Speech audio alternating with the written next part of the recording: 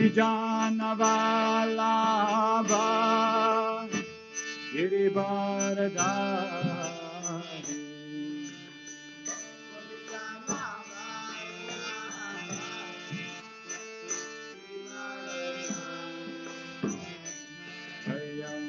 Gopijanavalabha Girivaradhari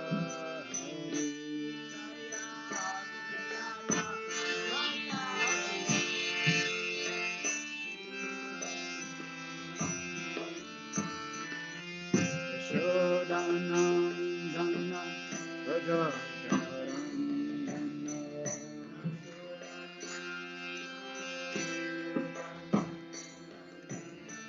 Yashodanandana Rajajanarandana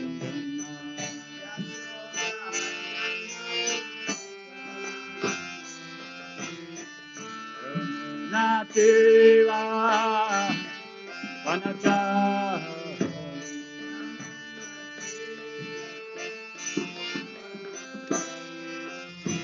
Yamuna Tira Vanachari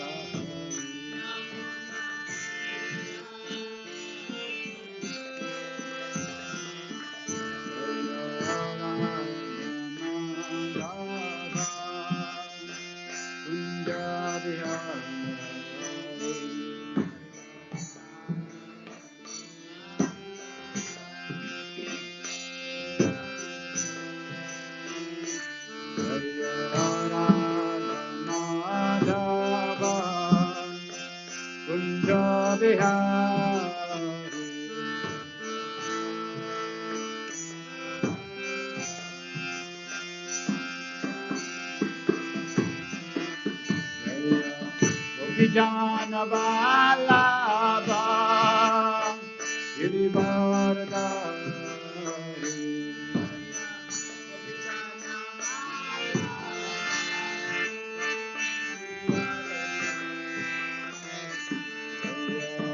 Gopijanavalabha Girivaradhari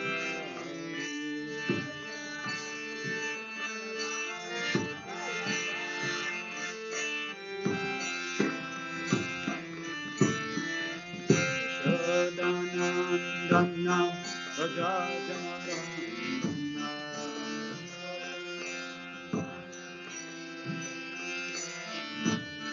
Yashodanandana Rajajanarandana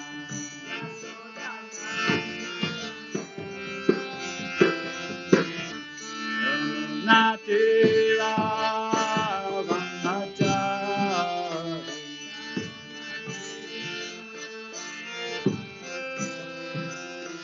Yamunatira Vanachari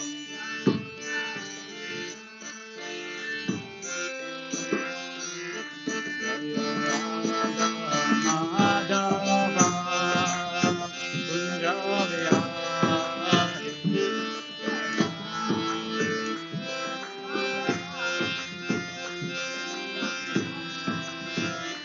Jaya Radha Madhava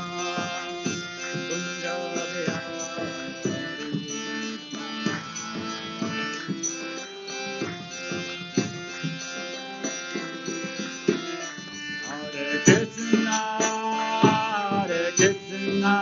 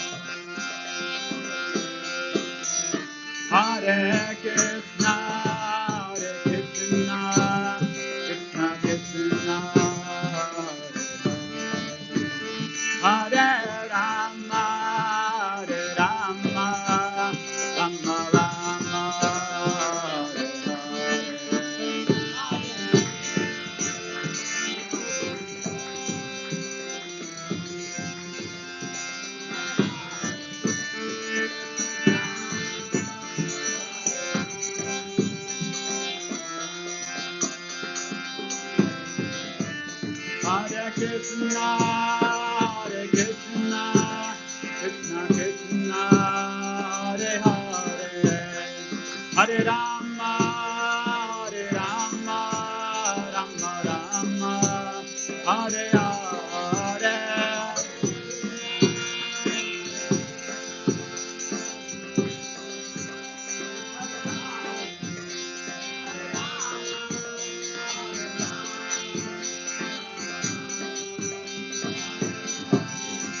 Hare Krishna, Hare Krishna, Krishna Krishna, Hare Hare, Hare Rama, Hare Rama, Rama Rama, Hare Hare.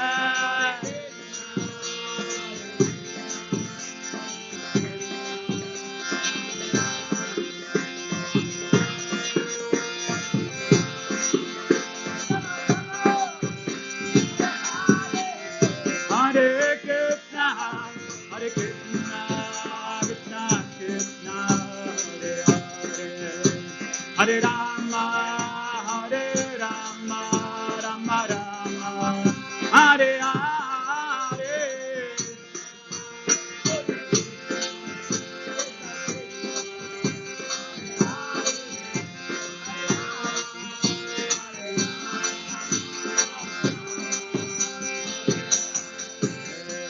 Hare Krishna, Hare Krishna, Krishna Krishna, Hare Hare, Hare Rama, Hare Rama, Rama Rama, Hare Hare.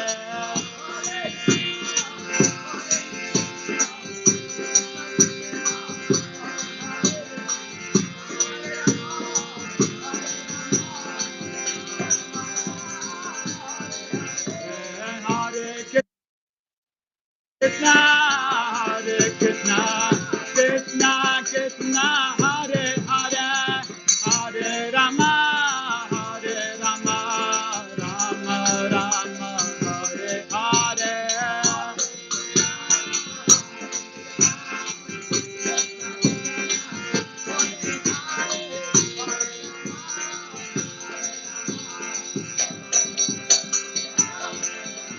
Hare Krishna, Hare Krishna, Krishna Krishna, Hare Hare, Hare Rama, Hare Rama, Rama Rama, Hare Hare.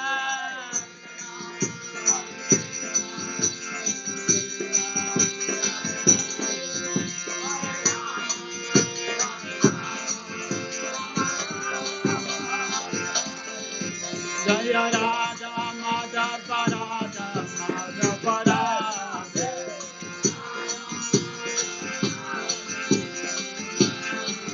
Jaya Radha Samasundara Samasundara.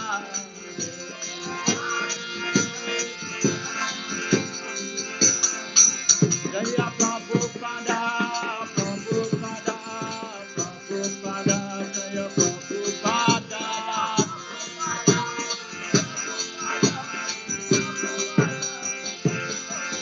Jaya Jaya Prabhupada Prabhupada Prabhupada Prabhupada.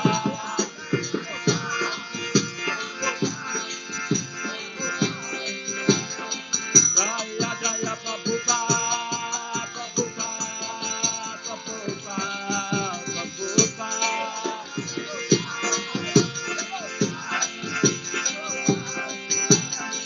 Nitya Go Hare Ba, Hare Ba, Hare Ba, Hare Ba.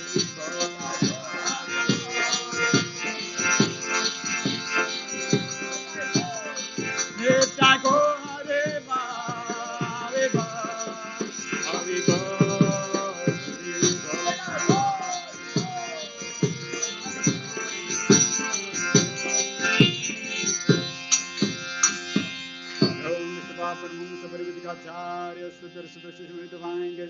Abhachan Bhakti Swami Shri Prabhupada ki jai, Iskand Pamachari Divange Shri Prabhupada ki jai, Yo Vishnu Paramahamsa Parivachikacharya Sutra Sudashri Shri Divange Shri Bhakti Swami Shri Prabhupada ki jai, Anand Puri Vaishnava ki jai, Namacharya Shri Vidas Thakur ki jai. Shri Krishna Chaitanya Prabhu Nityananda Shri Advaita Gadadhar Shri Gaura Bhakta Ki Jai Shri Shiva Hare Krishna Gopika Shyam Radha Giri Govardhan Ki Jai Vrindavan Dham Ki Jai Navadip Dham Ki Jai Mayapur Dham Ki Jai Ganga Mai Ki Jai Yamuna Mai Ki Jai Bhakti Devi Ki Jai Tulsi Devi Ki Jai Samaved Bhaktavan Ki Jai Gandharaj Bhagavad Gita Ki Jai Nitai Gaur Premanande. All glory is to the simple devotees.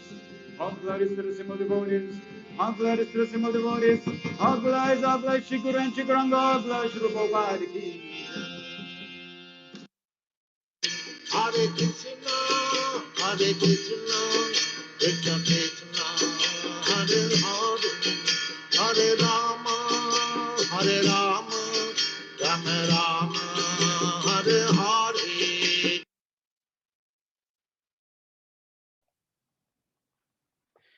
Hare Krishna and welcome to all the wonderful devotees online to our Srimad Bhagavatam series, Canto 1, Chapter 3, verses 28 and 29. Krishna is the source of all incarnations. Let us to the Mangala Charan prayers. Om Jnana Timivandasya Jnananjana Shalakaya Chakshurun Militam Yena Tasmai Shri Guruve Namaha Shri Chaitanya Manobhistam Stapitam Yena Bhutale Swayam Rupa Kadamayam Dadati Swapadantikam Vandeham Shri Guru Shri Utapada Kamalam Shri Gurun Vaishnavam Sri Rupam Sagrajatam Sahagana Raghunatham Tamitam Tam Sajivam Sadvaitam Savadutam Parijana Sahitam Krishna Chaitanya Devam Sri Radha Krishna Padan Sahagana Lalita Shri Vishakhan Vitamscha He Krishna Karuna Sindhu Dinabandho Jagatpate Gopesha Gopika Kanta Radha Kanta Namastute Tapta Kanchana Gourangi Radhe Vrindavaneshwari Vrishabhanu Sute Devi Pranamami Hari Vanchakalpatarubhyascha Kripa Sindhubhya evacha Patitanam Pavinebhyo Vaishnavebhyo Namo Namaha Jai Shri Krishna Chaitanya Prabhu Nityananda Shri Advaita Gadadhar Shivasari Gaura Bhaktavrinda Hare Krishna Krishna Krishna Hare Hare Hare Rama Rama Rama Hare Hare Sarva Shastra Biyusha Sarva Vedika Satpala Sarva Siddhanta Ratnadya Sarva Lokaitri Pradam Sarva Bhagavata Prana Srimad Bhagavato Prabhu Kali Dvando Didaritya Shri Krishna Parivartita O Srimad Bhagavatam, O nectar churn from the ocean of all Vedic scriptures, O most prominent transcendental fruit of all the Vedas, O you are enriched with the jewels of all spiritual philosophical conclusions, O you grant spiritual vision to all the people of the world, O life breath of the Vaishnava devotees, O Lord, you are the sun which has arisen to dispel the darkness of Kali Yuga. You are actually Lord Krishna who has returned amongst us. Paramananda Pathaya Prema Varshashavayate Sarvada Sarvasevyaya Shri Krishnaya Namastute. O Srimad Bhagavatam, offer my respectful obeisances unto you. By reading you, one attains transcendental bliss. For your syllables rain pure love of God upon the reader. You are always to be served by everyone, for you are incarnation of Lord Krishna. Madeka bandhu mat sangim mad guru man mahadana man nishtaraka mad bhagya madananda namastute. O Srimad Bhagavatam, O my only friend, O my companion, O my teacher, O my great wealth, O my deliverer, O my good fortune, O my bliss, offer my respectful obeisances unto you. Asadu sadhu tadahi natti nichochataraka hanamunchakada chinmam premna ritkatayospura. O Srimad Bhagavatam, O give us saintliness to the unsaintly, O uplift to very fallen. Please do not ever leave me. Please become manifest in my heart and my throat, accompanied by pure love of Krishna. Hare Krishna, Krishna Krishna, Hare Hare, Hare Rama, Rama Rama, Hare Hare. Om Namo Bhagavate Vasudevaya Janmadyasya Yatonvayaditarata Sharte Swabhigna Swara Tene Brahma Hidaya Adikavaye Muyanti Yatsuraya Tejo Vari Mridam Yatha Vinimayo Yatrati Sargom Risha Damna Svena Sada Nirastakvakam Satyam Param Dhimahi. O my Lord Shri Krishna, son of Vasudeva, O pervading personality of Godhead, offer my respectful obeisance unto you. I meditate upon Lord Shri Krishna because he is the absolute truth and the primal cause of all causes of creation, sustenance, and destructions of the manifested universes. He is directly and indirectly conscious of all manifestations, and he is independent because there is no other cause beyond him. It is he only who first imparted the Vedic knowledge unto the heart of Brahmaji, the original living being. By him even the great sages and demigods are placed into illusion, as one is bewildered by the illusory representation of water seen in fire or land seen on water. Only because of him do the material universes, temporarily manifested by the reactions of the modes of nature, appear factual although they are unreal. I therefore meditate upon him, Lord Shri Krishna, who is eternally existent in a transcendental abode, which is ever forever free from the illusory representation of the material world. I meditate upon him, for he is the absolute truth. Prayanalpayasha sabhya kalavmas asmin yuge jana manda sumanda matayo manda bhagya upadrata. O learned one, in this iron age of Kali, men have but short lives. They are quarrelsome, lazy, misguided, unlucky, and above all, always disturbed. Narayana namaskritya naranchaivo narotamam devim saraswatim vyasam tato jaya udirayet. Before reciting the Srimad Bhagavatam, which is the very means of conquest, one should offer respectful obeisance unto the personality of Godhead Narayan, unto Nara Narayan Rishi, the supermost human being, unto Mother Saraswati, the goddess of learning, and unto Srila Vyasadeva, the author. Savaipum saparo dharmo yato bhakti radokshade ahoitukiya pratihata yayatma suprasiddhati. The supreme occupation dharma for all humanity is that by which man can attain to loving devotional service unto the transcendent Lord. Such devotional service must be unmotivated and uninterrupted to completely satisfy the self. Vasudeva Bhagavati Bhakti Yoge Prayojita Janayatyas Vairagyam Janam Chayat Ahoitutam. By rendering devotional service unto the personality of Godhead Shri Krishna, one immediately acquires causeless knowledge and detachment from the world. Vadanti tattva vidas tattvam yajgnanam advayam brahmeti paramatmeti bhagavaniti sabhyate. Learned transcendentals who know the absolute truth, call this non-dual substance, Brahman, Paramatma, or Bhagavan. Shurshurushoshardhanasya Vasudeva Kata Ruchi Syan Mahatsevaya Vipra Nyatirtha Nishevanat. O twice born sages, by serving those devotees who are completely freed from all vice, great service is done. By such service, one gains affinity for hearing the messages of Vasudeva. Sranutam swakata Krishna punya shravana kirtana ryadantastoya badrani vidunati suritsatam. Shri Krishna, the personality of Godhead, who is Paramatma, super soul in everyone's heart and the benefactor of the truthful devotee, cleanses desire for material enjoyment from the heart of the devotee who has developed the urge to hear his messages, which are in themselves virtues, properly heard and chanted. Nasta prayashu badreshu nityam bhagavata sevaya bhagavati uttamasloke bhaktir bhavati naishtiki. By regular attendance in the class from the Bhagavatam and by rendering of service to the pure devotees, all that is troublesome to the heart is almost completely destroyed. And loving service unto the personality of Godhead, who is praised with transcendental song, is established as an irrevocable fact. Om Namo Bhagavate Vasudevaya. Om Namo Bhagavate Vasudevaya. Om Namo Bhagavate Vasudevaya. We are continuing Srimad Bhagavatam based on the teachings of His Divine Grace A.C. Bhaktivedanta Swami Srila Prabhupada, the founder Acharya of the International Society for Krishna Consciousness. So let us hear some feedback from the devotees from last week's verses 6 to 27. You can type or you can unmute and share what you took home from last week's lesson.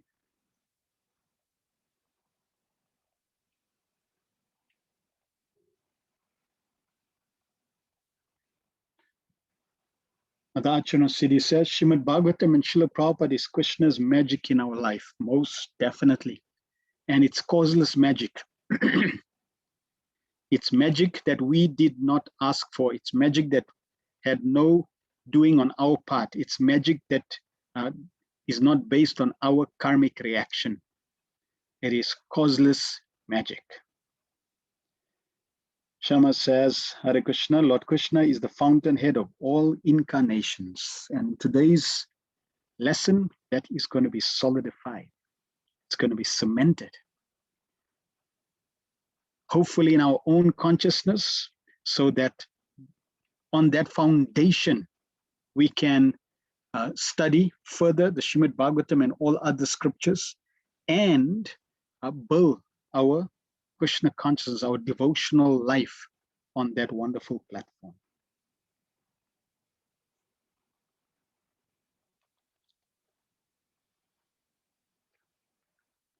Any others?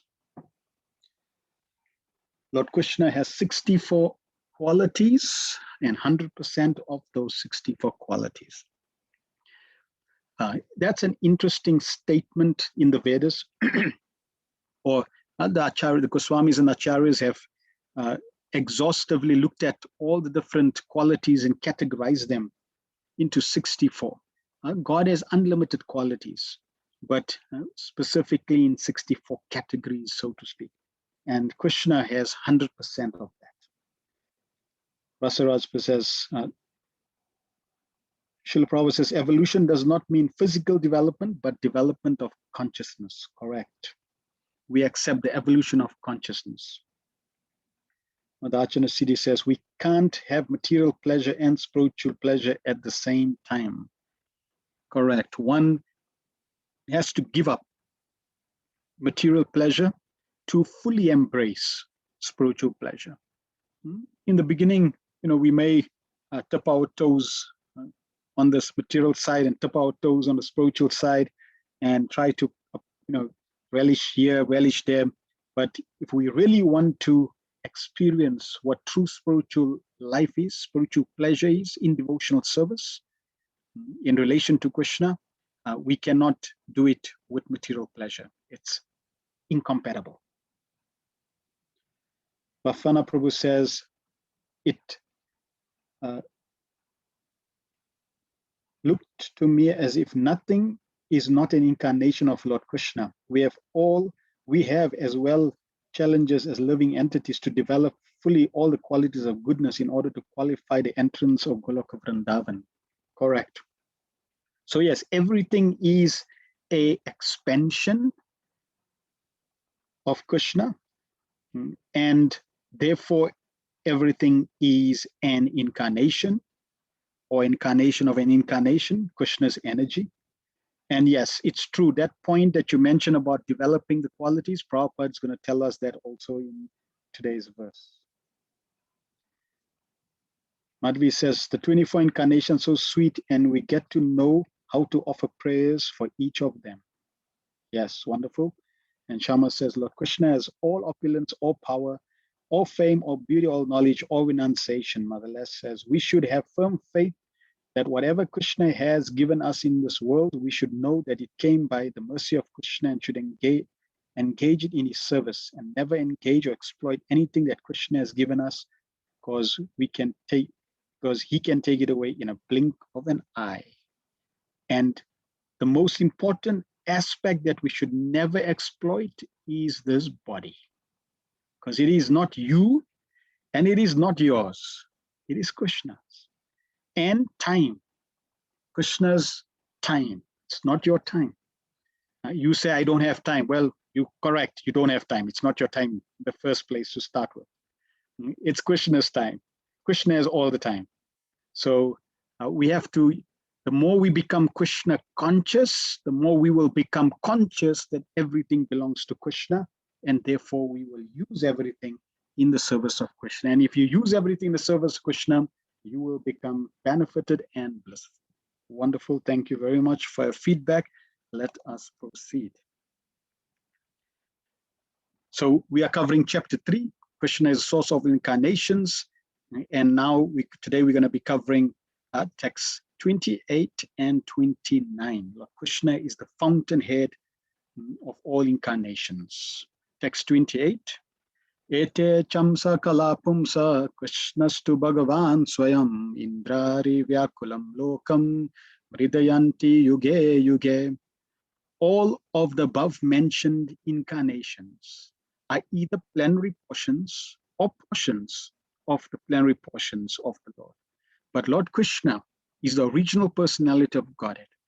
All of them appear on planets whenever there is a disturbance created by atheists. Lord Krishna incarnates to protect the theists. So this verse is a very, very, very important verse. In fact, you could say it's the most important verse in the Srimad Bhagavatam. It is defined and classified as the emperor verse. And, or in Sanskrit, the Paribhasa Sutra. There are some statements in regards to what a Paribhasa Sutra is. So in Hari Namrita Vyakarana, Srila Jiva Goswami defines Paribhasa Sutra as a Paribhasa Sutra implies a rule or theme where it is not explicitly stated. In Sri Krishna Sandarbha, a Paribhasa Sutra explains the proper method for understanding a book. It gives the key by which one may understand the actual purport of a series of apparently unrelated facts and arguments. Srila Vishwanath Chakravarti Thakur cites in his commentary on this verse, the Paribhasa statements situated in one place lights up the whole scripture, just as a lamp lights up the whole house. And sage Apastamba writes, Paribhasa, also known as Samanya, is like the order of the king, of a king, which when spread throughout the kingdom and being most weighty, is never disobeyed by anyone, be it by the king's minister or a sheriff. So we have to understand this verse as the Paribhasa Sutra. Krishna's to Bhagavan Swayam. And we're going to go into details of this verse. We're going to try to understand what this Paribhasa Sutra is. Then we'll go into the purport, and then we'll also go into the technical understanding given by Jiva Goswami of each of the words in this verse. So this verse, Paribhasa Sutra, is coming at the beginning, and generally it's mentioned that it comes at the beginning of a scripture, and it establishes, it is the fountainhead, it is the emperor verse from which all other verses are established, and from which we have to also understand all other verses. So if we have a verse in the Bhagavatam that does not resonate with the emperor verse, then that verse needs to be unexplained so that it does follow the order of that emperor verse. Like the description is given that the Paribhasa Sutra is like the king, the emperor giving a command. This is how you have to act. And all the citizens need to align and need to act accordingly. If they don't act accordingly, they'll get chastised, they'll get warned, they need to follow. So like that, all the statements in the Bhagavatam, they follow this Paribhasa Sutra. And this Paribhasa Sutra is saying that we've given you, Sutta Goswami is saying, I've given you 22 different incarnations. And all these incarnations, they're all coming from the Purusha avatars. But within this list of incarnations, Krishna is also mentioned as an incarnation.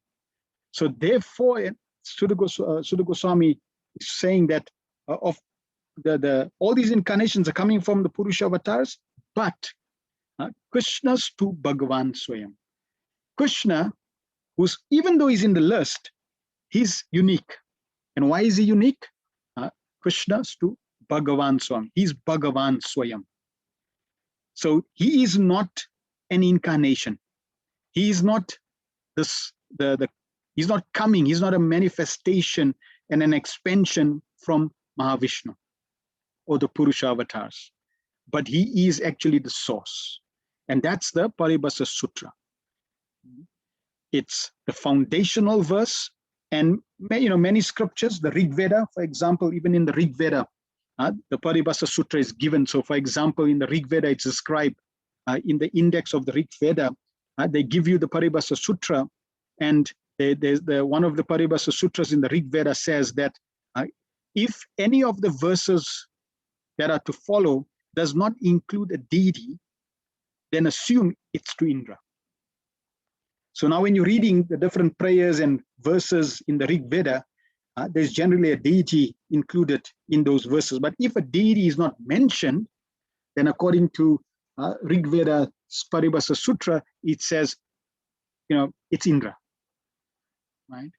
Or it's even given if all the, generally there's a meter given of how to recite the verses.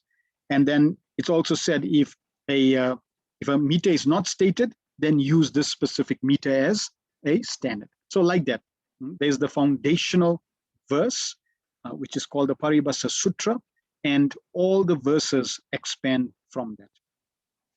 Now, what's interesting is this verse is the Paribhasa Sutra for all the verses of the Bhagavatam. And the Bhagavatam is the emperor of scriptures for all other scriptures. So you could technically say that this verse is the essence and sum and substance of the whole Vedas. That Krishna stu Bhagavan Swayam. Krishna is the supreme personality of Godhead. Krishna is the absolute truth. In the first verse, this is already established by Srila Vyasadeva. And therefore he starts, Om Namo Bhagavate Vasudevaya. Janmadyasya yaton vayad iteratas charte swabhigna swarat.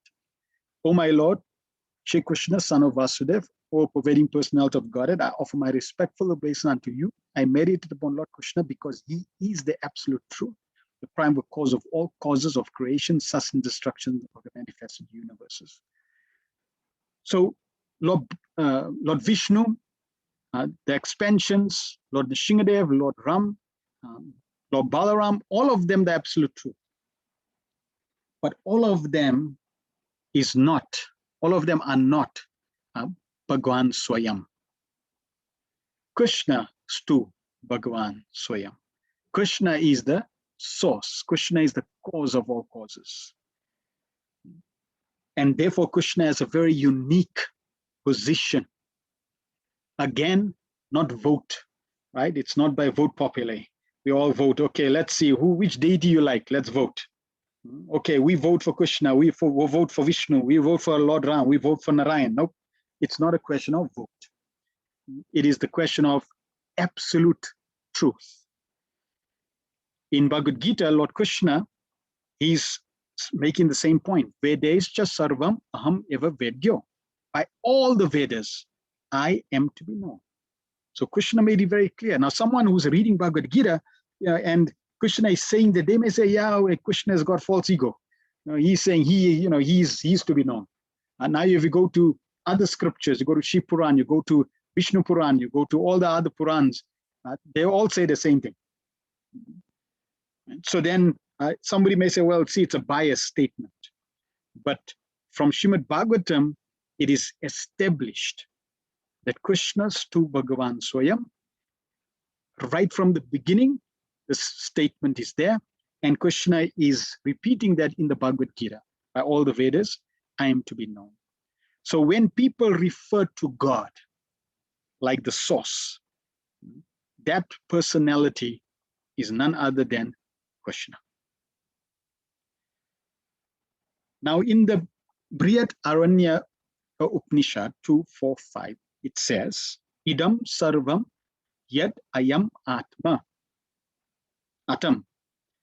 Everything that exists is nothing but the Supreme Self. So I'd like to ask you in the chat, is that statement true? Because many people in this world, they say everything is God. And this statement, everything that exists is nothing but the Supreme Self, which means everything is God. Therefore, you are God, I'm God, everything is God. One time we went to a program and the so-called saintly person was giving a talk, and we wrote a few questions on a piece of paper because we didn't want to identify ourselves as Hare Krishnas. So we wrote 3 questions. One is, who is God? Which disciplic succession you come from? And do you have a guru? And we sent it. So he got the piece of paper and he read the piece of paper. Who is God? Everyone is God. Everything is God. Even this microphone is God, he said. Next question. Which disciplic succession you come from and who's your guru? Well, I don't need a guru. I read all the books, studied all the books, and I'm a saintly person. So that's how this person unfortunately gave answers. And everybody thought brilliant. And we were thinking, not brilliant. Prabhupada said, he needs to be kicked in the face if he thinks he's God, right? So that's the problem. But how is it that we were able to discriminate that his answers were completely incorrect? Not because of our intelligence. I would have been in the same boat like everybody else, laughing and enjoying his nonsense. But it was because Prabhupada has given us very clear purports and instructions and guidance. Prabhupada has sharpened our intelligence to be able to understand. So everything that exists is nothing but the Supreme Self. Something's not right with that statement. Shama says we are part and parcel of God qualitatively, but not quantitatively. Good. Now see how Shama has taken that statement, right, has said what that statement says, and then say what that statement does not say. In that way, you get a proper understanding that yes, we are part and parcel of God. Everything is part and parcel of God in quality, but not in quantity. And that's only referring to the spirit self. What about matter? Because this is saying everything that exists. Okay, so you could go a little further into describing matter. Shamananda Prabhu says, that person is bogus. Yes, that person is definitely bogus. Adelash, yes, everything is a certain aspect of God, but Krishna will remain Swam Bhagavan, and everything is part and parcel or an expansion. Very good.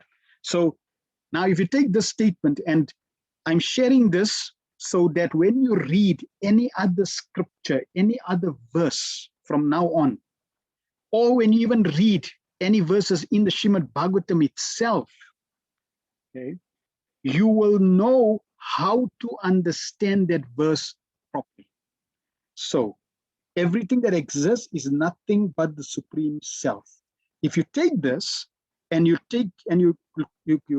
align it to the Paribhasa Sutra, it does not align, because the Paribhasa Sutra does not say that everything is one, that everything is the Supreme Self.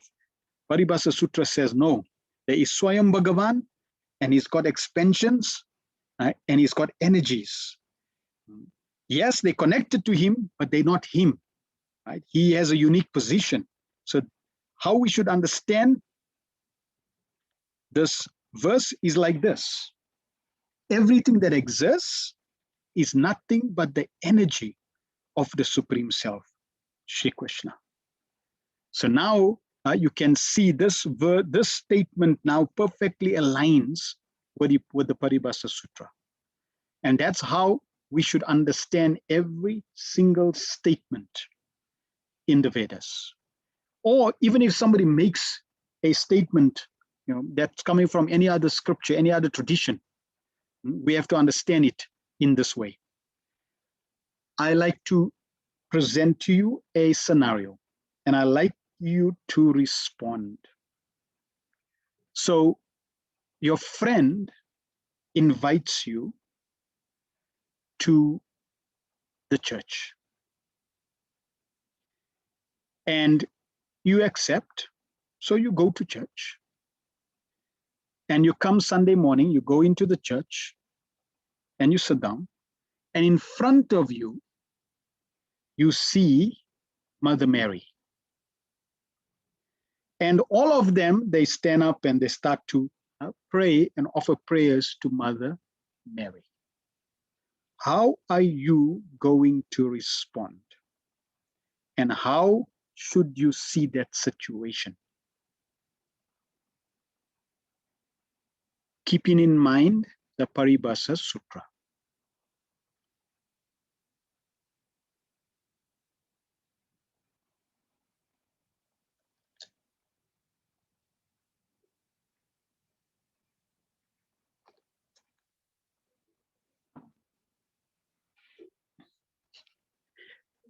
Offer respects as well, because Mother Mary is the energy of Shri Krishna.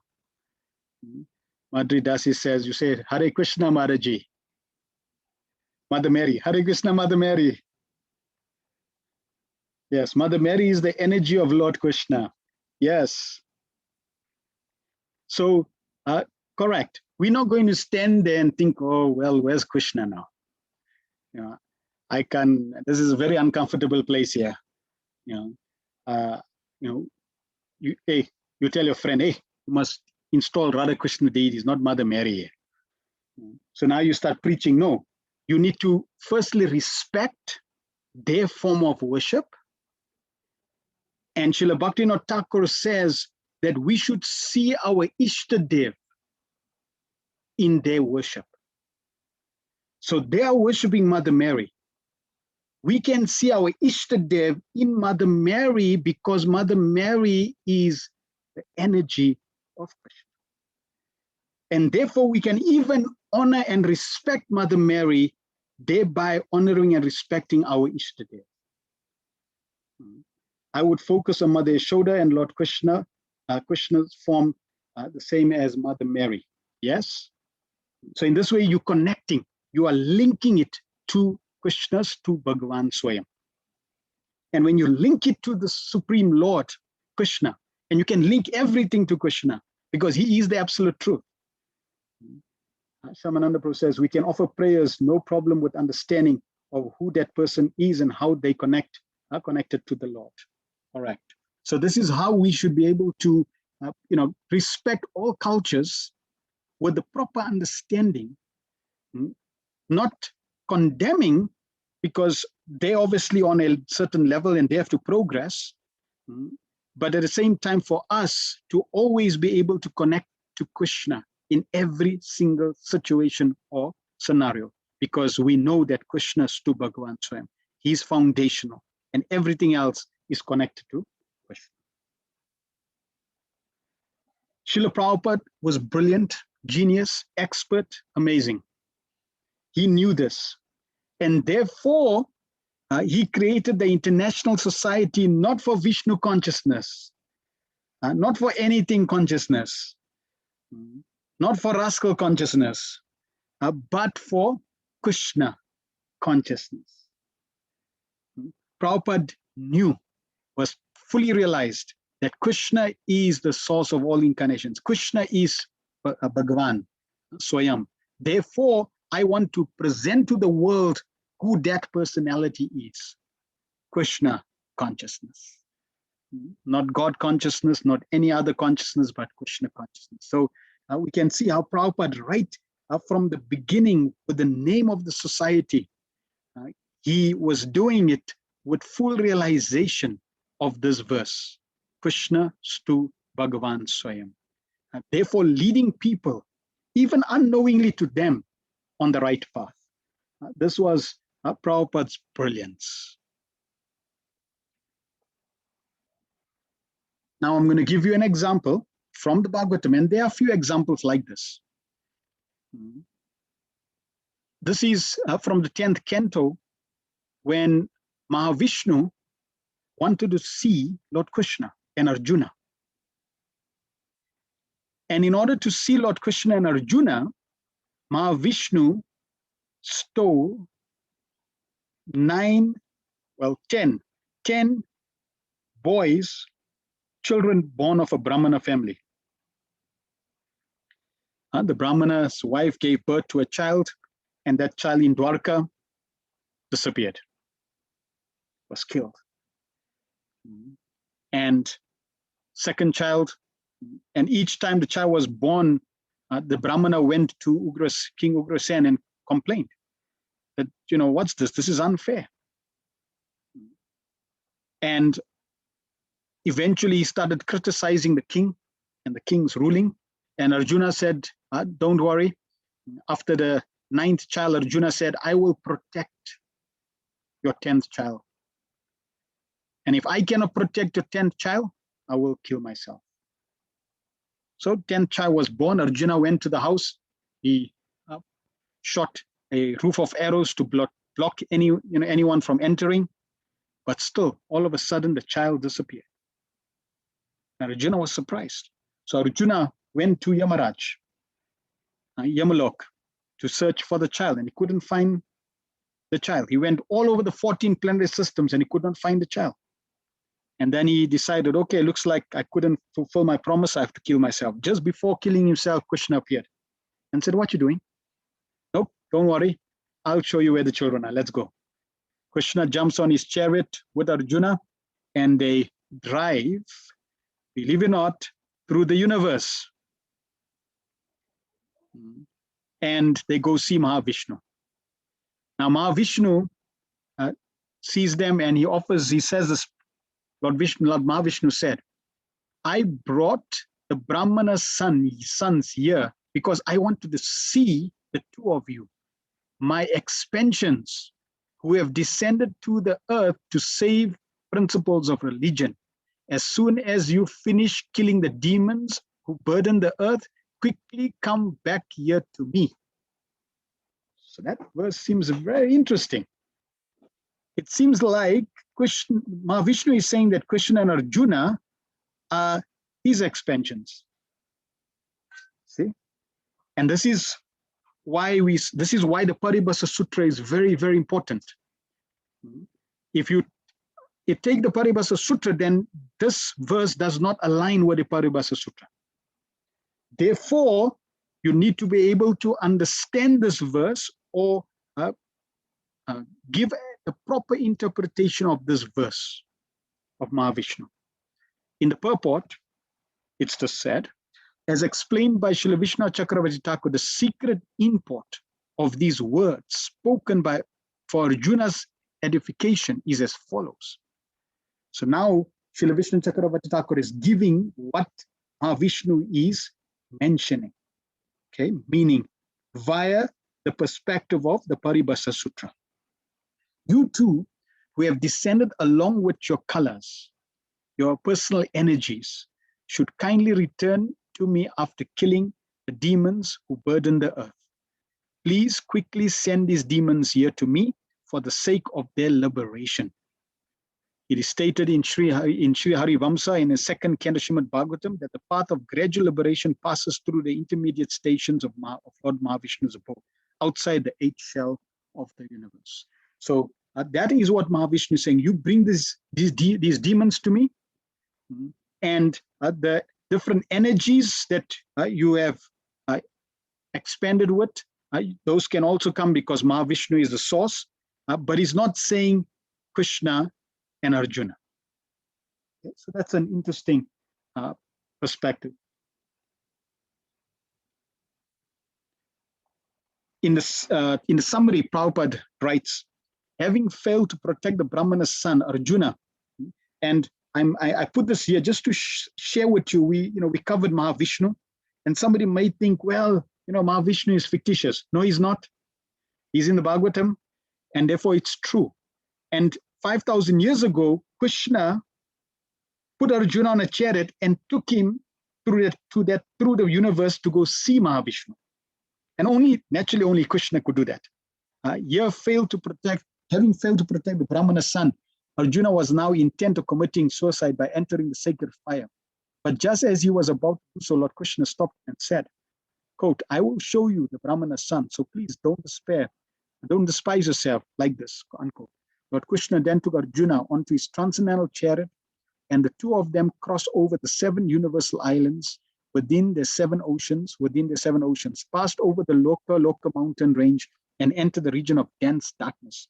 Since the horses could not find their way, Krishna sent his blazing Sudarshan Chakra disc ahead to pierce the gloom. Gradually, they came to the water of the causal ocean, within which they found the city of Lord Mahavishnu. There they saw the 1,000-hooded serpent Ananta, and upon him lay Mahavishnu. The great Lord greeted Sri Krishna and Arjuna, saying, I brought the Brahmana's sons here simply because I wanted to see the two of you. Please continue to benefit the people in general by exemplifying religious behavior in your forms as Nara Narayan. So this is an example of how one has to be careful and always keep the Paribhasa Sutra as in the background of every single verse that we read in the Srimad Bhagavatam and every scripture. The end of knowledge, Lord Chaitanya Mahaprabhu also has given his conclusion, which is completely founded and on the Paribhasa Sutra. Here it is described, Srinath Chakravarti presents Lord Chaitanya's conclusive opinion in a nutshell in his Chaitanya Mata Manjusa commentary on Srimad Bhagavatam as follows. Aradhyo Bhagavan Vrajesha Tanayata Dama Vrindavanam Ramya Kachit Upasana Vrajavadu Varge Na Vakalpati Kalpitam Srimad Bhagavatam Pramanam Amalam Prema Pumartho Mahan Sri Chaitanya Mahaprabhu Matam Idam Tatradara Nahapara. Sri Chaitanya Mahaprabhu holds the following as supreme.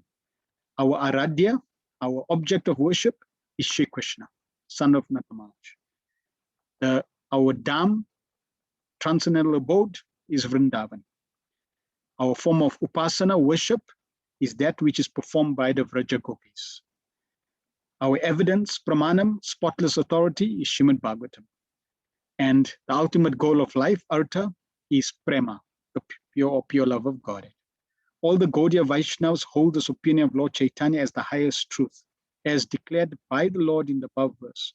Srimad Bhagavatam is a spotless authority, pramanam amalam, of transcendental science of Godhead. In his Tattva Sandarbha, Srila Jiva Goswami proves that the statements of Srimad Bhagavatam are perfect, supreme, and conclusive. All other scriptures follow Srimad Bhagavatam just as courtiers follow the king's orders. Interestingly, Bhagavatam also describes other 4 items mentioned above. This article describes how Srimad Bhagavatam establishes Lord Krishna Vrajatanaya as a supreme personality of Godhead, as explained by Jiva Goswami. So we're also going to go into the actual Paribhasa Sutra later on. So in the purport, Srila Prabhupada starts the purport. In this particular stanza, Lord Krishna, the personality of Godhead, is distinguished from other incarnations. He is counted amongst avatars, incarnations, because out of his causeless mercy, the Lord descends from his transcendental abode. Avatar means one who descends. All the incarnations of the Lord, including the Lord himself, descend on the different planets of the material world, as also in different species of life to fulfill particular missions. Sometimes he comes himself, sometimes his different planetary portions or parts of the planetary portions, or his differentiated portions, directly or indirectly empowered by him, descend on this material world to execute certain specific functions. So the reason why Lord Krishna is described in the list of 22 incarnations is because that's a list of incarnations, avatars. And Krishna also avatars. He does descend, but he's a unique avatar. He is an avatar that is an avatari. He's a personality that descends, but he's also a personality that is the source of all those that descend. Therefore, he's avatari. Krishna stu Bhagavan Swayam. Originally, the Lord is full of opulences, all powers, all fame, all beauty, all knowledge, and all renunciation. When they are partly manifested through the plenary portions or parts of plenary portions, it should be noted that certain manifestations of his different powers are required for those particular functions. When in the room, small electric bulb displayed It does not mean that electric powers are limited by the small bulbs. The same powers can supply power to operate large-scale industrial dynamos with great bulbs. Similar incarnations of the Lord display limited power because so much power is needed at that particular time. And I shared this last week as well with the diagram. So let's see if you can remember. We covered this, and Prabhupada in the purport, after making that statement that we read, Prabhupada then shows how the different incarnations, how they display different limited potencies of Krishna. So let us recap. Who are these personalities on the left and right? And as I said, you can either unmute or type. And which of Krishna's powers do they display?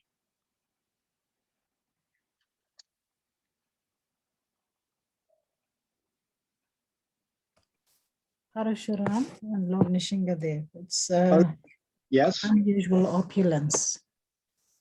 What was which opulence? It's unusual opulence. Unusual opulence? No. So you're right, it is Parashuram and Lord Nishingadev. It's killing the disobedient.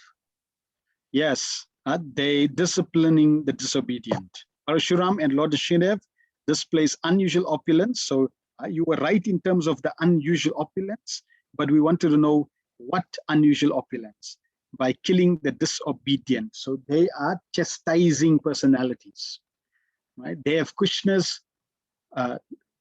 opulence of chastising, disciplining. That's the opulence they have of Krishna. So when you see these incarnations, these forms of the Lord, you should know, be careful, because they can chastise you if you don't follow in line. All right, who are these three personalities? And which opulence do they represent? Buddha, Narad, and Varaha. Right, Lord Buddha, Narad Muni, and Lord Varaha. And which opulence do they represent? Install faith in people. Very good. Instilling faith in people. Lord's empowered incarnations, Narada, plenary incarnation, Vara, as well as the indirectly empowered Lord Buddha, create faith in the mass of people. Next.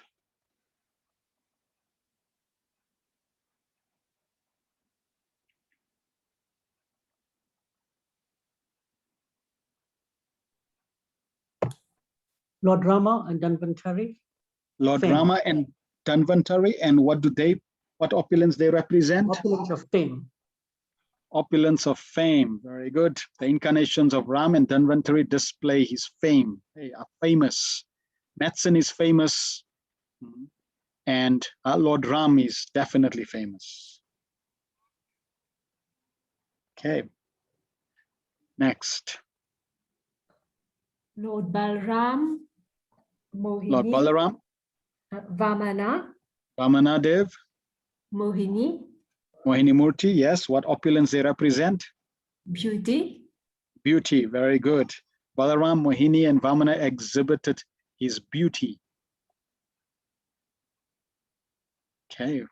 Next, personalities.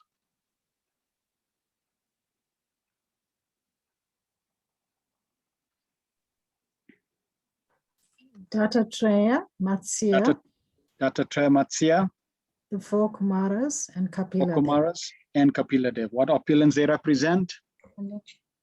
Transcendental knowledge. Transcendental knowledge. Dattatreya Matsya Kurma Kapila exhibited his transcendental knowledge. Very good. And the last personalities.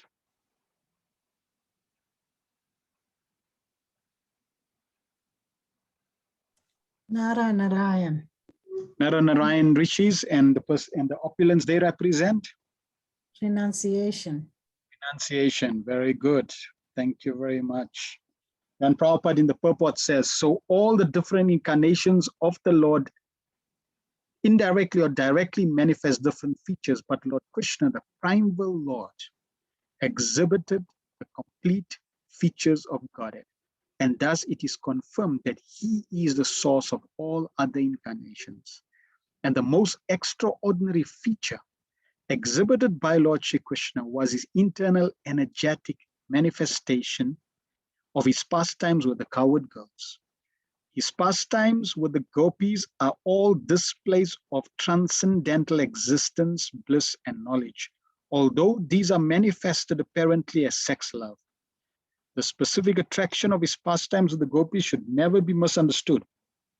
The Bhagavatam relates these transcendental pastimes in the 10th canto. And in order to reach the position to understand the transcendental nature of Lord Krishna's pastimes with the gopis, the Bhagavatam promotes the student gradually in 9 other cantos. So Krishna is the supreme source of all incarnations, and he's, Prabhupada is saying, his very extraordinary feature is that Krishna personally came with his entourage from Goloka Vrindavan to this world, and especially his intimate associates, the Vraja Gopis, and exhibited pastimes with the Vraja Gopis. They are not in any way, form, or shape connected to material energy or material life or the material world. It's their relationship is completely transcendental and spiritual. And in order to understand that, naturally we should not misunderstand it, but in order to understand that, in order to appreciate that, Bhagavatam is going to take us through 9 different cantos. So when we mentioned in one of the classes that Bhagavatam is molding us, then this is one of the aspects that we're getting molded into. We're getting molded by the Bhagavatam as we go through section by section by section, canto by canto, all 9 cantos, so that when we come to the 10th canto, we will never ever mistaken Krishna's pastimes, especially with the gopis, to be mundane. So that is one unique blessing of the Bhagavatam. Swayam Bhagavan. Prabhupada continues, according to Srila Jiva Goswami's statement, in accordance with authoritative sources, Lord Krishna is the source of all incarnations.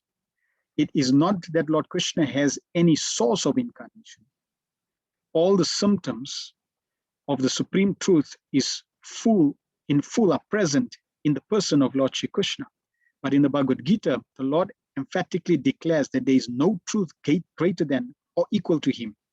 In this stanza, the word Swayam is particularly mentioned to confirm that Lord Krishna has no other source other than himself. Although in the other places the incarnation described as Bhagavan because of their specific function, nowhere are they declared to be the supreme personality. In this stanza, the word Swayam signifies the supreme as the Samam Bhunam. Samam Bhunam, Krishna is one without a second. He himself has expanded himself in various parts, portions, particles as Swayam Rupa, Swayam Prakash, Tadekatma, Pravava, Vaibhava, Vilas, avatars, avesh, jivas, all provided with innumerable energies just suitable to the respective persons and personalities. Now, Krishna, he is the source of everything. But Krishna is not alone. Krishna is Shaktiman. And his Shakti is Srimati Radhavani. So Krishna, together with Radhavani, is the absolute truth. Therefore, even though it's indirect or indirectly referred here, that Srimati Radha is indirectly referred to, not directly referred to. Shri Krishna is Radha and Krishna. They are the Swayam Bhagavan, supreme absolute truth. So just as Krishna expands, Srimati Radhavani also expands. So for example, the gopis are basically expansions of Radhavani's qualities. Srimati Radharani wants to serve Krishna in all her capacity. And she expands as the gopis, which are unique qualities of Srimati Radharani, simply for the pleasure of serving Krishna. And like that, Srimati Radharani expands as the consorts of all of Krishna's expansions. Right? And that is how you could say, Purusha and the Prakriti expands all over creation for pastime. Then Prabhupada continues and explains about the percentages. That Lord Krishna, he has 64 qualities, 100%. Vishnu Tattva, 60 qualities, 93% of Krishna's qualities. Lord Shiva, Shiva Tattva, is 84% of Krishna's qualities, 54 qualities. And the Jiva Tattva, up to 50 qualities, 78%. And Prabhupada writes in the purport, a living being can become godly by developing the 78% transcendental attributes in fullness. But he can never become God like Shiva, Vishnu, or Krishna. He can become a Brahma in due course. The godly living beings who are all residents of the planets in Vaikuntha, in the spiritual sky, are eternal associates of God in different spiritual planets called Haridam and Maheshdam. The abode of Lord Krishna above all spiritual planets is called Krishna Loka or Goloka Vrindavan. And the perfected living being, by developing 78% of the above attributes in fullness, can enter the planet of Krishna Loka after leaving the present material body. And these 64 qualities are described in Nectar of Devotion. As we practice Krishna consciousness nicely, we will become purified of all our narratives. As we become purified of all the narratives, the soul, the jiva, will automatically begin to shine with all these different divine qualities. So it's not about acquiring the qualities. It's really about reviving or shining, cleansing oneself. Cheto Darpana Marjanam. As one cleanses oneself, then automatically one is able to exhibit these qualities, just like a reflection of a mirror. If it's dusty, you can't see yourself. So you don't need to do anything with the reflection. You don't need to do anything with yourself. All you have to do is you simply have to cleanse the mirror. And as soon as you cleanse the mirror, automatically you will be able to see the reflection. So now I'm going to go through this verse. Srila Jiva Goswami has very extensively in his Krishna Sandarbha extensively covered. So I'm going to go through each word, word by word, and then we're going to go into sharing Jiva Goswami's 12 points that confirms this is the Paribhasa Sutra. So ete cham sakala pumsa Krishnastu Bhagavan Swam. Ete means all the incarnations previously described. So the whole list of incarnations, ete in Sanskrit means all these incarnations that have been described. Cha, and all the incarnations not mentioned in this list. So all the incarnations, cha, and those that are not, because we mentioned Hayagriva is not mentioned. Lord Chaitanya is Swayam Bhagavan. And there are other incarnations, Hamsa, etc., not mentioned. So all the others that are not mentioned. Ete chamsa, ete cha amsa kala pumsa. Amsa and kala are plenary portions or portions of plenary portions. So they are either direct expansions or expansions of the expansions. Lord's forms are not vibhinamsa, separated parts, as are the jivas. The Swamsa expansions are unlimitedly powerful, but there are gradations amongst them. Example, Srimad Bhagavatam 3.8, verse 3 to 4 clearly states that Lord Vasudeva is superior to Lord Sankarshan. So the point is that the jivas, they are separated parts. They are different energy.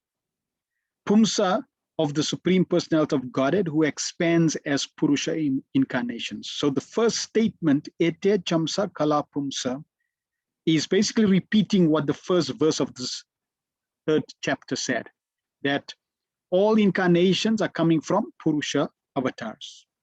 So that is a statement that is repeated just to emphasize that all incarnations are coming from the Purusha incarnations, although it's making the point that even these lists that we've covered, plus others, they're coming from the Purusha incarnations. Then the second line, Krishna's, which is Lord Krishna, two, but. So now there's an interruption or there's a change of focus. Just like you may say, Prabhu, you cooked very nicely, but. So cook very nicely, you're glorifying the cooking, but that means, hold on, there's something coming, and that something coming is actually more important. But it distinguishes Lord Krishna from the Amsakala. Also, the two means certainly or indeed, used for emphasis. Thus, the word two emphasizes that only Krishna is the original form of the personality of Godhead, and Narayan or any other secondary expansion of Lord are not the original form. So Krishna's two, Bhagavan Swayam. So the two, but is giving Krishna the exclusive position that he is Bhagavan Swayam. And the word Bhagavan Swayam implies original personality of Godhead. So it's not just Bhagavan, because Lord Vishnu is also Bhagavan, but it's Bhagavan Swayam. He is the source of all incarnations, in fact, ultimate source of all sources of incarnations, and not simply an expansion of Vishnu. This is emphasized by the use of the word Swayam, in person. Okay, so this is how this verse is the emperor of all verses. So now Jiva Goswami in his Krishna Sandarbha has extensively established Krishna as the Supreme Personality of Godhead. Jiva Goswami was one of the most prolific writers and acharyas in our line. And these acharyas have gone through all the Vedas and established the truth exhaustively. Jiva Goswami's 6 essays establishes Srimad Bhagavatam as the ultimate scripture, the Amala Puran, most authoritative scripture, and he does it in essay form, establishing it very systematically. He establishes bhakti as the ultimate occupation. He establishes Krishna as the Supreme Personality of Godhead. So in his 6 different essays, he's establishing the complete philosophy of Krishna consciousness, very logically, very scientifically, establishing it very scholarly, taking references, giving evidences, very, very wonderfully, over 400,000 verses. These essays basically solidify Krishna consciousness. So I'm going to go through 12 different points which Srila Jiva Goswami gives to emphasize that this verse is the Paribhasa Sutra and the Emperor verse. So he uses, and it may be a little technical, so don't worry. At least we know, if we have already accepted that this is the Paribhasa Sutra, this is the Emperor verse, and all other verses need to be aligned to this Paribhasa Sutra, we've got it. But this is just to embellish our understanding. So consistency. Opening and concluding statements of a composition match with each other. And Jiva Goswami will do this. He'll use different techniques, different ways to emphasize and establish a certain point. The words Purusha and Bhagavan, Pumsa and Purusha are synonymous, are repeated in the beginning, verse 131 of this chapter, and the concluding verse 1328. So this is one section. So the beginning and the conclusion is using the same words. So both verses state that all incarnations are not directly from Shri Krishna, but from the Purusha avatars. And Lord Krishna is Swayam Bhagavan, the Supreme Personality of Godhead himself. Further, the beginning and ending of Bhagavatam glorify Krishna. 1:1:1 says, I meditate upon Lord Krishna, and 12:11:25 says Shri Krishna, Krishna Shaka, that summarizes the glories of Krishna. So the point is, the whole Bhagavatam is glorifying Krishna, which is aligned to the Paribhasa Sutra. And the first verse and the conclusion, just like I'm going to give, if I'm giving some knowledge, I'm sharing certain points. And as I go through the different points, I then conclude and summarize the ultimate points that you need to take home. So the last verse the verse that we're covering today is that summary, that conclusion. Then 2, reconciliation. More significant facts are placed at the end of a composition. Though 1.3.23 mentions Krishna is a list of incarnations, 1.3.28 that mentions Krishna as the personality of Godhead should be given more weightage, as this verse comes at the end of the composition, as I mentioned in terms of conclusion. This is the takeaway point, conclusion, conclusive point. Then distinction, the importance of the word to. To here divides the sentence. Since to is used to indicate that the subject matter following is different from the previous ones, it distinguished Lord Krishna from Amsakala. Thus, to conclusively declares that Krishna is the original personality of Godhead. Philosophical statement is more authoritative than that which is historical. The Paribhasa Sutra of a book is like the ruling king, whom all other statements have to obey.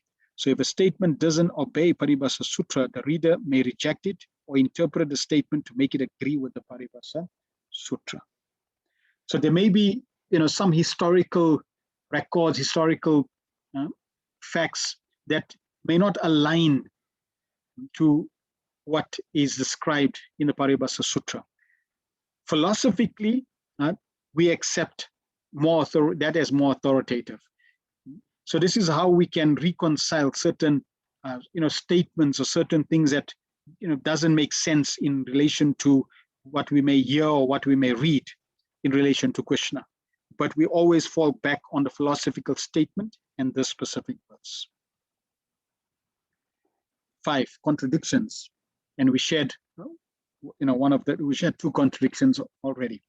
Apparent contradictions to Paribhasa Sutra are refuted by correct meaning, and correct meaning are given to align with the Paribhasa Sutra. For example, the pastime of Krishna Arjuna meeting Mahavishnu mentioned in Srimad Bhagavatam 10.89 is explained in detail in this perspective.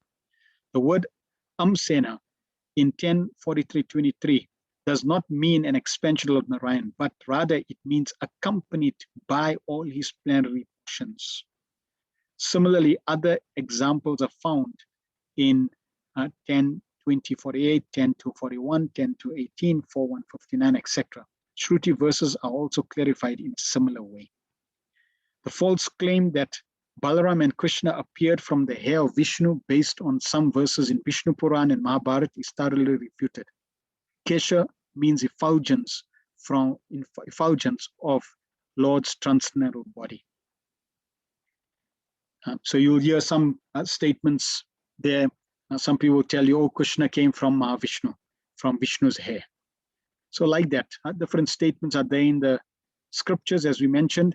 See if it aligns to Paribhasa Sutra. If not, we need to understand it according to the Paribhasa Sutra.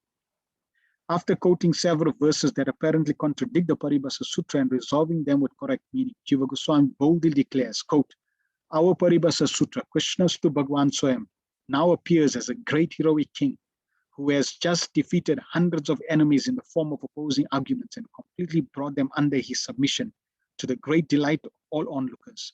I shall now bring into view the multitude of arguments that form the foot soldiers, cavalry, chariot warriors, and elephants riding warriors of his army. Compliments. Verses supporting the Paribhasa Sutra. Many other verses from the Bhagavatam prove that Krishna is the source of all incarnations like Lilavatars, Gunavatars, Some examples are 10 to 40, 10, 14, 20, 10, 8, 15, 10, 10, 34, 3, 9, 3, 10, 58, 30, 37, 10, 87, 46, and 10, 87, 23. Srila Jiva Goswami quotes from Srila Swami, who also confirms that Sri Krishna is the original personality of Godhead. So there may be a few verses that contradict the Paribhasa Sutra, but there are many verses that are perfectly aligned to the Paribhasa Sutra. Then principal subject. Krishna's glories are described throughout Bhagavatam. 10th and 11th cantos that constitute almost half of Srimad Bhagavatam describe Lord Krishna's pastimes exclusively. The first 9 cantos summarily describes Lord's other forms. Further, each of the 12 cantos describe Krishna as a supreme personality of God in various instances. Hence, the description of Lord Krishna is the principal subject matter of the Bhagavatam.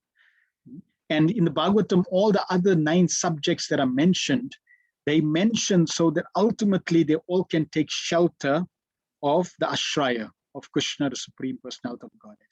Everything in the Bhagavatam is there given to focus, to amplify, to connect us more and more to the Supreme Personality of Godhead, Krishna. 8 common interests.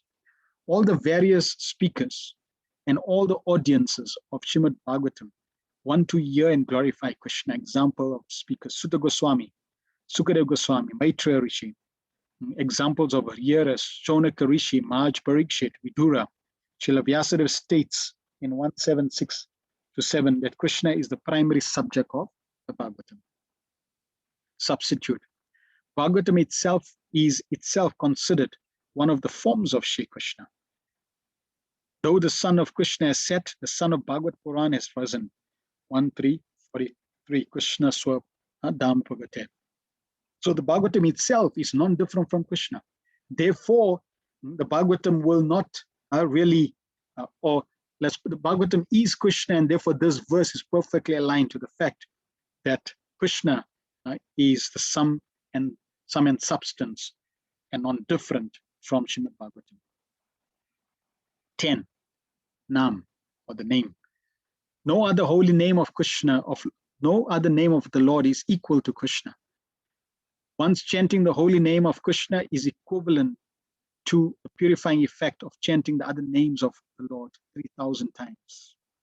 Lord Krishna personally tells Arjuna, of all my holy names, Krishna is the most important. Reconfirmation. Other literatures also refer to Krishna as the original personality of Godhead. Example, Bhagavad Gita, Brahma Samhita. Then supreme form. The eternality and the supremacy of the form of Shri Krishna is confirmed within the Bhagavatam and other literatures. There are many, many verses that glorify Krishna's supreme form. And then conclusion, thus, by many other reasons and arguments, Srila Jiva Goswami definitely proves that Krishna is the original supreme personality of Godhead. Krishna Stu Bhagavan Swayam. And other acharyas also confirm this fact as well in their works.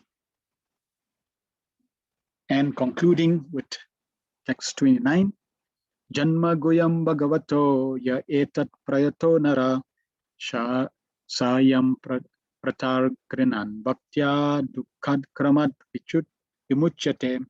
Whoever carefully recites the mysterious appearances of the Lord with devotion in the morning and in the evening gets relief from all miseries of life. Purport. In Bhagavad Gita, the personality of Godhead has declared that anyone who knows the principles of the transcendental birth and activities of the Lord will go back to Godhead after being relieved from this material tabernacle.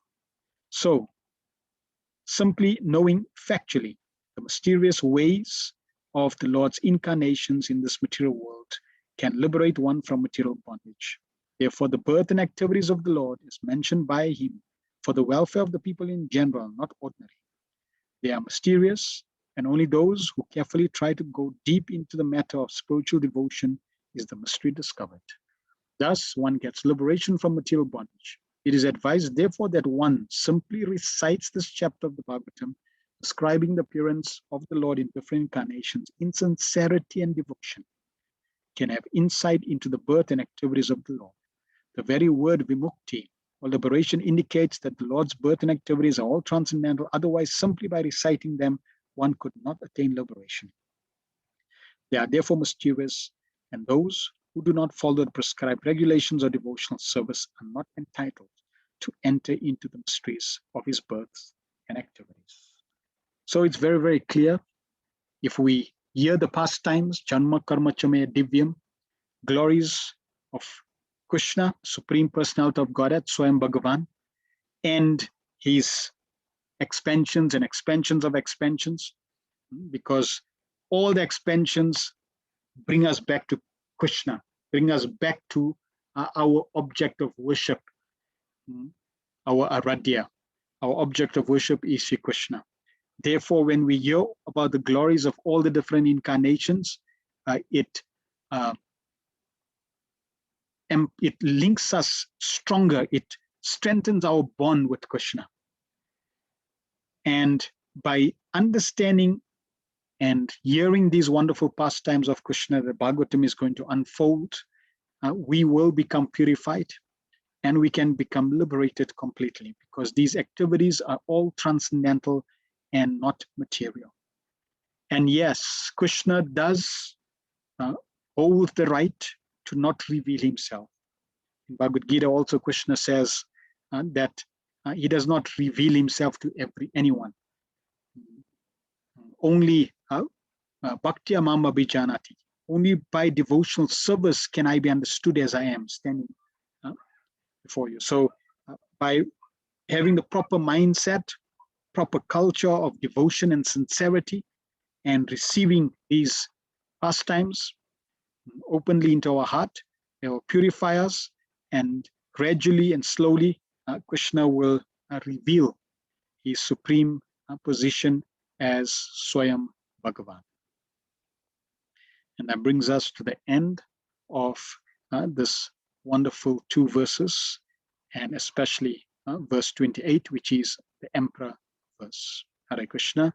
Thank you very much. Next week, we will be covering verses 30 to 34. Are there any questions or comments?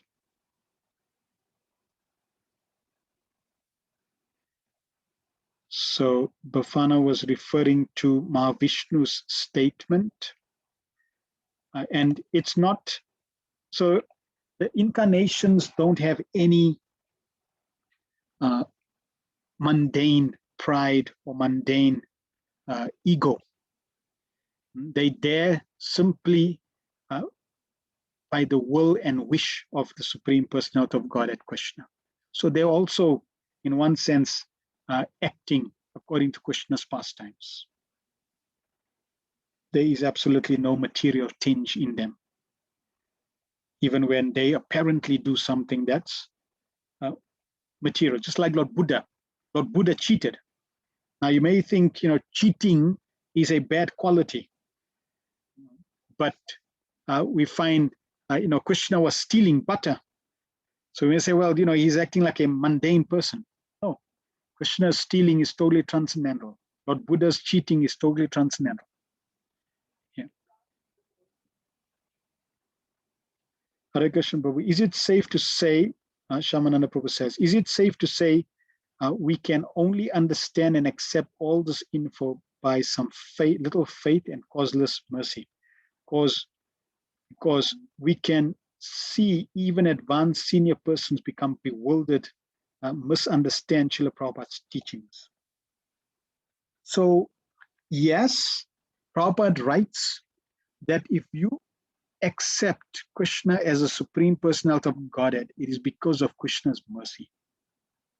So no doubt it is dependent on Krishna's mercy that we are able to understand. At the same time, it also requires an innocent and sincere heart. Just like if we sincerely accept, okay, Prabhupada is the pure representative, therefore whatever Prabhupada says, I accept. I don't try to interpret or try to become more clever than Srila Prabhupada. It is an anartha and it is a great obstacle. Srila Prabhupada writes in another purport that if a disciple does not follow the order of the spiritual master, even though he may follow the four regular principles, he can fall, but his fall down is that he can create a philosophy that he thinks is better than his own guru. It's like a very subtle form of fall down. If you think you know better than Prabhupada, then that means you're slowly falling down. Okay, so correct, there may be, and that's why it's not, senior, the word senior is a little misleading when you connect it to, he's 50 years in a movement, 60 years in a movement, 80 years in a movement. That doesn't mean senior. Someone could be 1 year in a movement and far more senior than somebody who's 50 years. I take the word senior, right? It's how many years have you seen Krishna with your ears? That's how senior you are. Okay? Because the more years you see Krishna to your ears, that makes you senior, not age. The more you realize Krishna through the Bhagavatam, through your own realization, through Krishna's mercy, that makes you senior, not years, not age. Okay, so someone may be very advanced, very aged in that sense, many years in the movement, but it doesn't mean that they necessarily accept or know. That's why even Srila Prabhupada, he would ask his senior disciples, sannyasis, do you believe Krishna is God? Do you accept Krishna as God? Because just having an external garb doesn't mean that I know God and accept.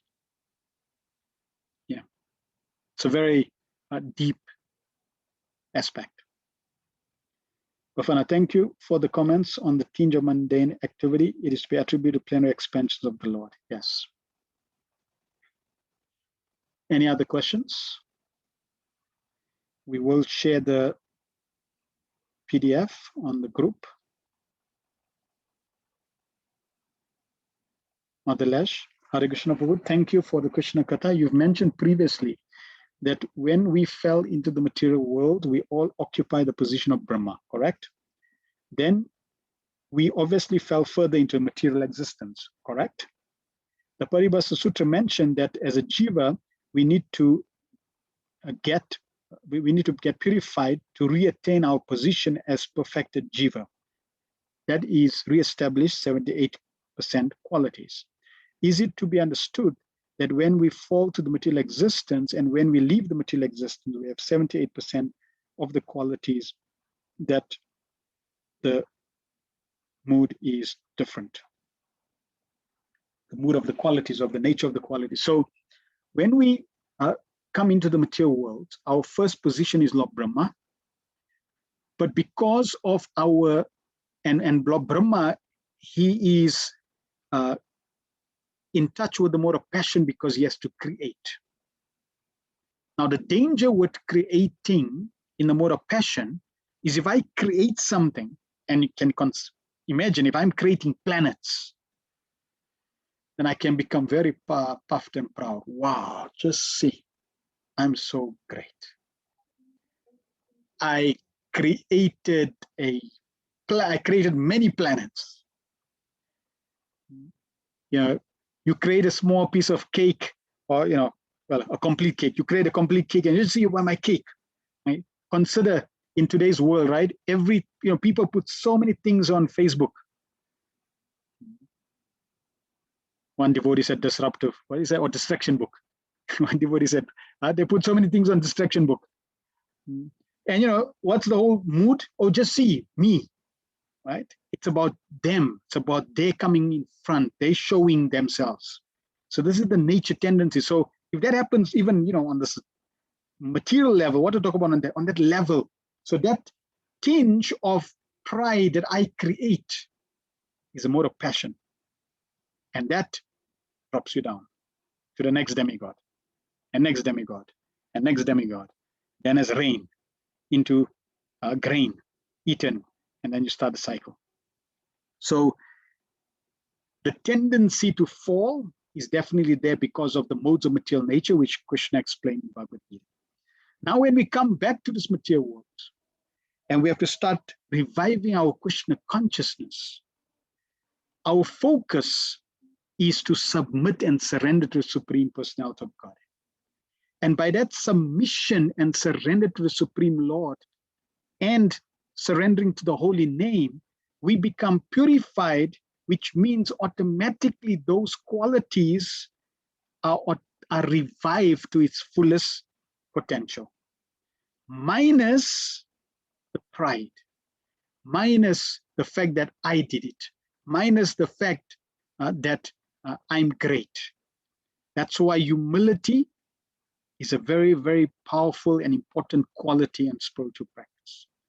If you think you're great, you're in trouble. If you think you're doing things, you're in trouble. If you think you're the enjoyer, you're in trouble.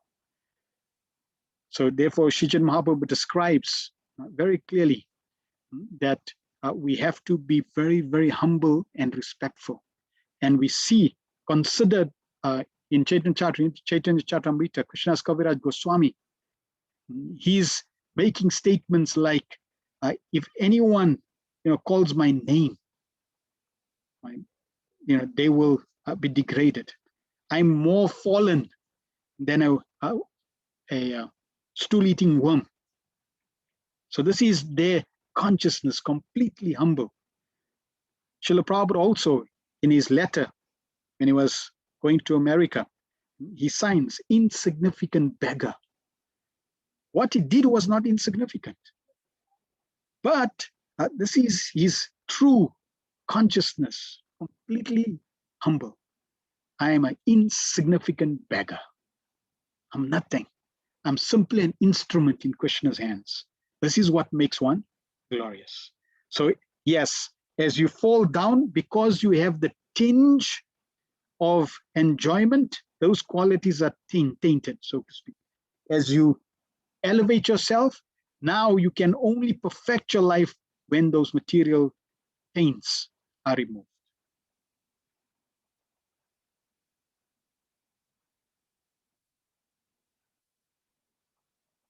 No problem, Rasaraj Prabhu. We will send you that.